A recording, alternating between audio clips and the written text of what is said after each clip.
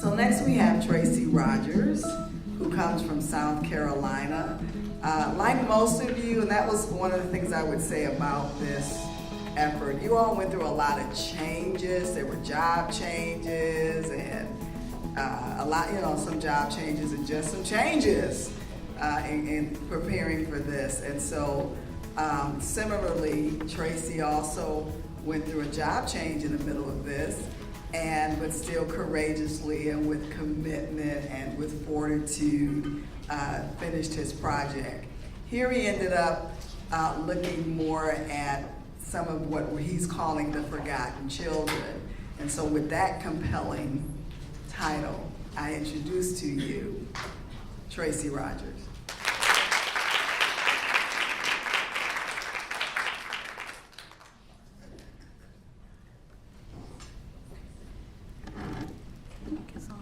Thank you all for having me today. It's a pleasure to be in front of such a great crowd. If y'all get hungry, if y'all eat your food, and I'm just nervous right now. But if you go to sleep for lunch, I don't mind at all. But as Sherilyn was saying, I did have some changes as far as my job. You can see where I was a adoption program manager when I first started the program. And in the middle way of the program, I became a contract service manager. I was trying to figure out how I'm going to make this fit into what my current job is doing into this project. Because I'm looking at spreadsheets all day, I'm looking at budget reports, dealing with MCOs, managed care organizations. I'm trying to figure out, I'm just looking at numbers all day, how I'm going to make this fit into adoption. So I spoke with Sherilyn, I spoke with my mentor, which was Becky Sharp, and we're trying to figure out exactly how we're going to do this. So we kind of found something and we titled it our Forgotten Children. And we're trying to achieve permanency for children with RBHS health needs. And we're trying to find out where the fallacy lies in our system to deliver services of how we can deliver services to these children. In the Department of Social Services, what our mission is to serve by promoting the safety, permanence, and well-being of children and vulnerable adults, helping individuals achieve stability and strengthening families. And we know that there's three pillars there. There's safety, permanence, and well-being. Safety, we want to ensure the safety of all our children, making sure they're in a safe and thriving environment. Permanency, whether it's adoption, kinship care, reunification, we want to make sure that our children are, and that's our belief that children should be in families. And well-being, we just want to make sure that all our children are healthy and safe. Okay, we're going to go to the next slide. And we're going to look at our demographics. This is one of the things I got confused on. And we saw where the demographics, when I saw white children in there, 2,400 white children, I thought, well, there's no disparity in South Carolina. So I was one of the ones that was miseducated about disproportionality. So I know a lot of you have, but I learned a lot about that doing this program. You can see where the disproportionality lies. We had 67% white kids in the total population. Well, the total population is 5 million. Total population of South Carolina is 5 million, and you can see the foster care population is 4,600, rather than 4,600. And we can see where there's disproportionality lies. There's underrepresentation of our white youth, 67%, and in foster care is 53%. And then we look at our blacks, you see where there's overrepresentation, 27% in the general population and 36% in the South Carolina population. So there is disparity in our foster care system. And others, that stands for our Hispanic population that goes by Mexican or Guatemalan. That's how we distinguish that other.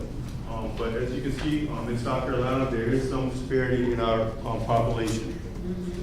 And here's a graphic view of what our demographics look like. You can see again, there's this disproportionality. You can see very high here, at 36% higher, that shows that our black population, there's disproportionality there. And the white, there's underrepresentation there. And you can see in biracial, there's an overrepresentation of biracial kids too as well. Asian kids, not as much. I've talked about a small population of Asian kids. And who we are intensive foster care and clinical services. We're also IFCCS. We're a specialized division within the Department of Social Services. that provide specialized kids to children with emotional and behavior problems. And you can see that we're established in 1983, based on mandated by state law, the continuum of care of emotionally disturbed children. That was in reaction to a lawsuit in North Carolina, so you all may be familiar with that.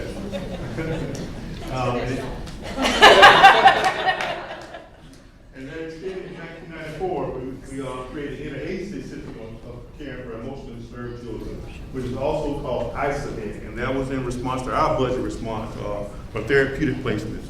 We were spending too much money, our budget was collapsing, and we just trying to figure out a way how we're going to save money to caring for these children. And ISONET, the purpose of ISONET is to authorize services that garner the least restrictive environment for these kids. We want to give them a stable environment. Once we give them that stabilized environment, we can look at other options for them, perhaps placing them for adoption or reunification. But we do want to get them in the most stable, least restrictive environment, the least restrictive environment. And a lot of these kids are severely emotional and behavior disturbed. If they're in our therapeutic placement, of course, they're in custody. And there, ISONET does transcend across the agency lines. You can see where there's a collaboration with mental health, Department of Mental Health, EDSN, and DJJ. So they all contribute money to DSS to contribute to the care for these children, emotionally disturbed kids. So we do have that interagency collaboration that extends with ISONET. And who do we serve? And of course, I said that earlier, we serve children that are emotionally disturbed, have emotional and behavioral and psychiatric problems. Of course, the kind of problems that they have: autism, attachment issues, bipolar, and schizophrenia. So we have some very sick kids in our care that we care for. And of course, a lot of them have a lot of acute hospitalization and PRTF, so of course, psychotropic medication. So these are our sick kids. So we try to make sure we get the best services in place for these kids to make sure that we can get them in the least restrictive environment, stabilize them, and then get them in the least restrictive environment. Because we also want them to achieve permanency for them as well. Like I said, when I was a caseworker, I did have that perception of them as well. These kids can't be adopted. So that was one of my misconceptions I did have for those kind of children. And a mission within a mission, as I said earlier, that's our mission, is to get these kids in the least restrictive, most normalized environment, because we want them to be in a normal family setting. We want to make sure these kids are as normal as possible. We're moving them from their home environment, so they're going to a new environment, so we want them to be least restricted and be in a normal setting and enjoy the community services as a normal family would. And what are our levels of care? Our diagnosis assessments, that determines our level of care. We have a diagnosis assessment. Also, our MCO also contributes to that decision of what level of care a child should be in. We have therapeutic foster care 1, TFC 1, 2, and 3 that range from moderate to severe. And we also have group care level 1, 2, and 3. And also group level 2 and 3, they're our most severe kids are in those places. It must be authorized by our clinical specialists.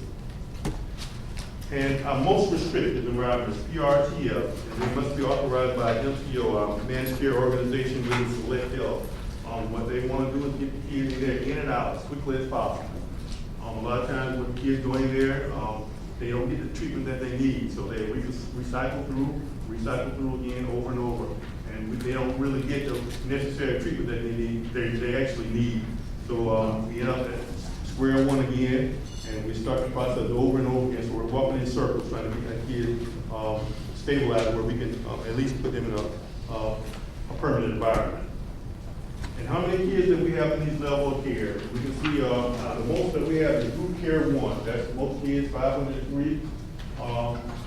And TFC 1, 2, and 3, they're stabilized there. And of course, our most restricted environments, PRTF, and group care 2 and 3. And discovering that underlying problem. And here's where my PICO is. The children with severe psychiatric and developmental delays who are legally free for adoption are provided with adequate therapeutic intervention as well as targeted recruitment efforts will result in the likelihood of these children being adopted. So that's the $1 million question. And you can see, these are the children who are legally free.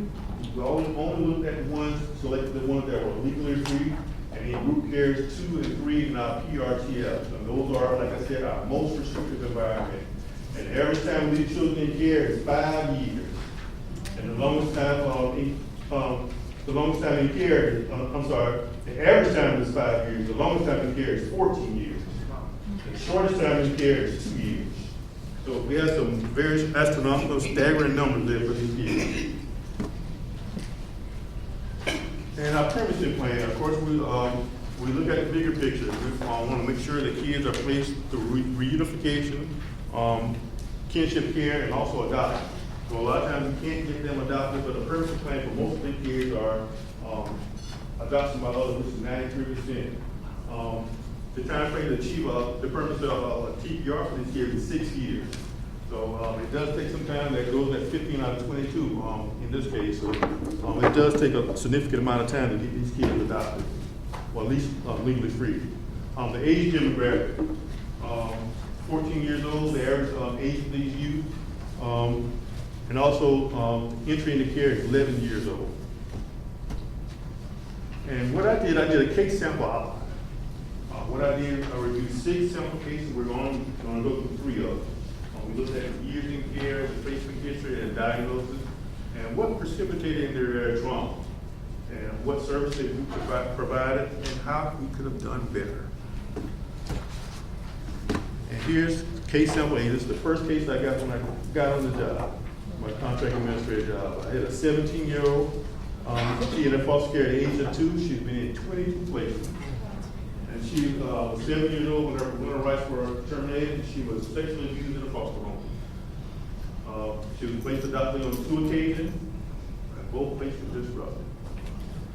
She has a history of schizoaffective disorder, and she's on multiple psychotropic medication.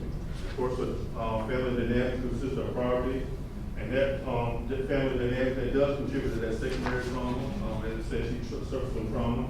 And her fear of men is perceived by caseworkers as being oppositional when they really don't understand the trauma she went through in this situation. And what we did, we implemented family therapy for this child, parenting classes, drug abuse rehabilitation, and of course we placed her on 2 occasions. We tried to make a connection with her siblings, but her parents refused therapy. What we could have done better, we could have implemented more support. Achieve TPR. We did achieve TPR in a timely manner. We did get to place her on 2 occasions, but we should have done more training on grief and loss with this child, because she disrupted on her birthday, and I guess the family would have been trained on grief and loss and trauma, and also the workers. Then maybe we could have preserved this placement for this child. And sample B, this is a 16-year-old male. I think the second day I got case I got. And basically what we do, we try to, with my case, we try to place these kids in a PRTF facility, and I usually look at the numbers. A lot of times it's like $30,000 to place these kids there for a short amount of time. So that's a lot of things that I do look at. And this child, he was age 13 years old when he came to foster care. He was diagnosed with autism, and he's oppositional. Of course, he has some of the same diagnosis as the previous child had. He has an IQ of less than 50. He had a previous bond with a foster parent. So the major issue for him is linking with support in a rural community. A lot of times those rural communities don't have those support systems in place. So it's hard to link those services, inadequate services. And what we did engage in recruitment activities for this child, and we sought out reunification and placement with relatives. And what we could have done better, we could have did more training with the family. And access to an array of services to assist this child because he has special needs, such as autism. Sample C, 17-year-old female, in foster care at age 7, placed adopted at 14 years old. She diagnosed with bipolar, been admitted to a psychiatric hospital on 3 occasions, threatened to kill her adopted parents. Both her parents died in an automobile accident. And of course, she blames herself for their death. That's some of the issues that these children go through. They have to go through that grief and loss issue. And as workers, we got to understand how to deal with that grief and loss. Like I said, as a worker, when a child used to ask me about their family, I used to tell them, don't worry about your family. This family's adopted you. Let's pick up from this point and move forward. We forget that these children have baggage that go along with that, and we got to address some of those issues that they have that go along with that. And some common themes we saw in these case samples. We see that they have low self-esteem, depressive symptoms, attachment issues, loss and grief, trauma, and sexual abuse. And some problems in common. We do offer RBSD services, and a lot of children don't do well they're not stable with this RBS service. A lot of times they lead to multiple disruptions. The in-state providers aren't willing to take them, so what that does, that forces us to go out of state. And going out of state, that increases the amount of money we have to pay for the children we place in out-of-state facilities. Typically, they charge $305 per day that IMCO pays. And then it translates to about $30,000 for us, how much you gotta pay for that child you got there for a month. So we basically try to get those child in a least restricted environment, stabilize them as quickly as we can. And like I said, MCO, they authorize shorter stay for these kids. They want to recycle these kids as quickly as possible. A lot of times the kids don't get rehabilitated like they should, and they end up repeating the cycle over again. And another big one is children aging out without a family. They age out without a family, they go through the cycle of adulthood, and they start the cycle again, coming back from the system. Low unemployment rates are low, so those homelessness, so those are some of the things that they do encounter. And in-state PRTF, they only accept out-of-state youth. So they accept out-of-state youth so they can be paid at a higher pay rate. And what is the solution? And the solution is for us to engage in targeted recruitment, to specifically recruit families to adopt children with behavior and psychiatric problems. And we also need to use training as a foundation to train these parents.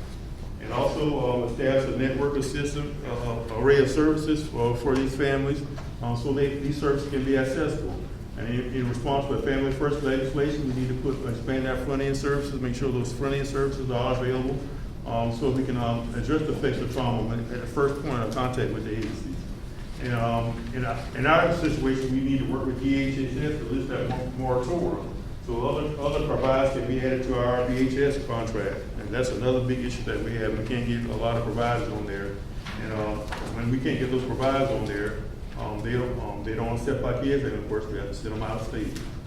And another solution to this problem is training. And what we're going to do is utilize NTI as a core foundation of our training. We're going to mandate it for everyone. We're one of the 6 pilot states that participate in the NTI program. The NTI addresses some of the issues of healing from loss and grief, healing from trauma, a lot of attachment issues. We see that it's being practiced model risk assessment, trauma-based, and of course it's free. I think I need to that tagline that's free, I created that. Every time we go to the NTI training, I tell them it's free, and I think everybody's picked up on that. So I think I better patent that one. And here's some of our knowledge gained from the NTI. We can see the value in it. Pre-test scores, 16%. And after post-test, it went up to 92%. So we see that a 76% difference. So definitely Mississippi, you definitely need to take advantage of NTI. Supervisor at 8% post-test pre-test, they went up to 87%. So that's sad when we got supervisor at 8% on pre-test. Want to understand the loss and grief. Yeah, well, loss and grief. They don't really understand loss and grief. Yeah, that's the supervisor. And then we got others, enhancing attachment, 21%, went up to 86%. So we can see the value in NCI. So we encourage all states, it's free, to take advantage of this training. Bridging the gap. It's our ultimate goal to get these kids stabilized in the least restrictive environment. We want to give them the least restrictive environment so we can achieve the purpose of a loving family through adoption, guardianship, and kinship care. And here's some accomplishments that we did. And here's some of our potential outcomes. So our accomplishment is the rate of adoption we have. if we can get those kids that we're forgetting about, our VHS kids, to get a family for them, to get them in the process where they get stabilized and get adopted, our numbers can increase even more dramatically. Now, child welfare imperative. Children do not adopt. Adults fail to provide an adequate level of response to meet the children's needs. All children are adoptable. It's going to take special families to adopt these special kids because, like I said, they are adoptable.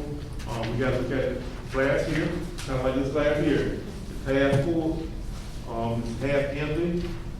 However you want to say it, we got to look at it being half full. It takes special families to adopt these kids because they are adoptable.